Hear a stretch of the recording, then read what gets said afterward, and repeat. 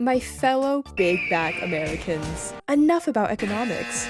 Let's talk about our one and only, the Big Mac burger. The timeless classic that may or may not be made of real ingredients, has nothing you can hate about it, except its price. Just kidding, we are talking about economics.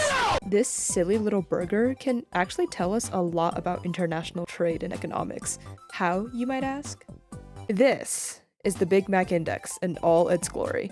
It outlines all the discrepancies in Big Mac prices across the globe. As of 2024, the most expensive Big Mac is in Switzerland at a diabolical $8.07, while in Taiwan, it's just $2.28.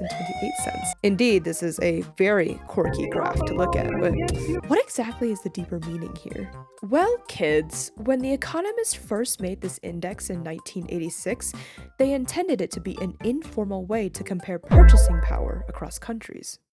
What's purchasing power? I'm so glad you asked. Purchasing power refers to the amount of goods and services that a currency can buy, and it plays a key role in exchange rates. By focusing on one standardized product, in our Big Mac case, the Big Mac, analysts can compare how much that product costs in different countries and gauge whether a currency is over or undervalued. For example, if we divide the cost of a Big Mac in Taiwan by the cost of a Big Mac in the United States, an implied exchange rate of 13.18 is produced. However, the actual exchange rate is 32.87, suggesting that the new Taiwanese dollar is undervalued and thus has a lower purchasing power. Okay, so that's chill and all, but what's the big idea here? Patty power parity. Or that's what The Economist calls it, at least. The Big Mac Index is based on the theory of purchasing power parity, which suggests that, in the long run, exchange rates should adjust and fall towards an equilibrium so that any one unit of currency can buy the same number of goods and services in any country. For example, if this is achieved, it means that 75 new Taiwanese dollars could buy a Big Mac in Taiwan and the United States, as opposed to right now where 75 new Taiwanese dollars can barely buy a bottle of water in the States. Now listen, this part is very important. It is imperative to note that this theory assumes the law of one price, which says that an identical product should cost the same across countries once exchange rates are taken into account. But there's no perfectly global identical basket of goods to see if this theory applies. Some of you goofy goobers may be saying. You would be a correct goofy goober. Trying to realistically apply this theory is difficult. That's why we settled for the McDonald's Big Mac, which is sold in over 100 countries, so it's as close to globalization as we can get, to serve as our standardized duplicate basket of goods, as mid as it might cost. So based on all this, theoretically, the value of the new Taiwanese dollar should start rising to equalize its purchasing power to the US dollar, but that's just a theory. So exactly how accurate is the Big Mac Index regarding this theory? Well, let's see. If the new Taiwanese dollar were to start equalizing in purchasing power with the United States dollar, there should be an observable trend of consistent deflation. Is there? No! Although pretty low, Taiwan still sits at a positive inflation rate of 1.82%. And even with a history of brief deflation periods, the Big Mac price has consistently dropped to its #1 cheapest position. But why?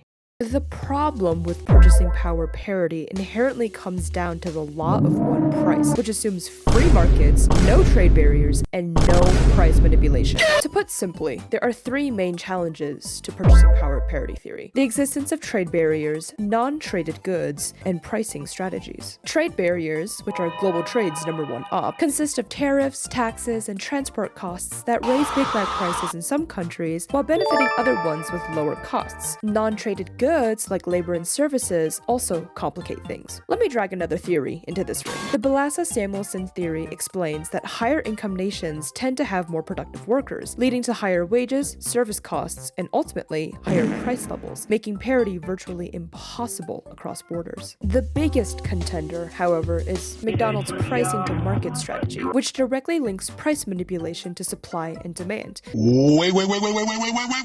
In East Asia, for example, the Big Mac is cheap because local demand is low. McDonald's is often seen more as a social hangout than a food destination, and it struggles to compete with better, cheaper local alternatives. What? No, dude! And when I say better, I mean better. Do not play with me on Taiwanese food, okay? Just as an editor's note, the Big Mac isn't even identical. Like, for example, in India, the patty is made of chicken instead of beef. So, like, you know.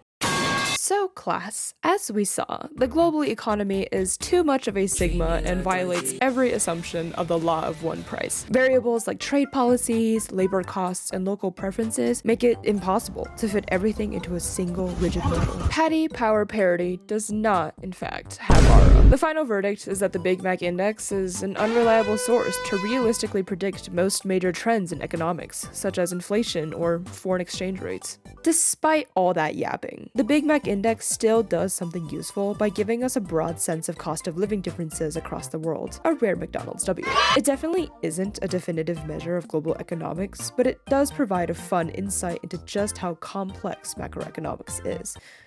Between me and you though, I'd rather eat Chick-fil-A.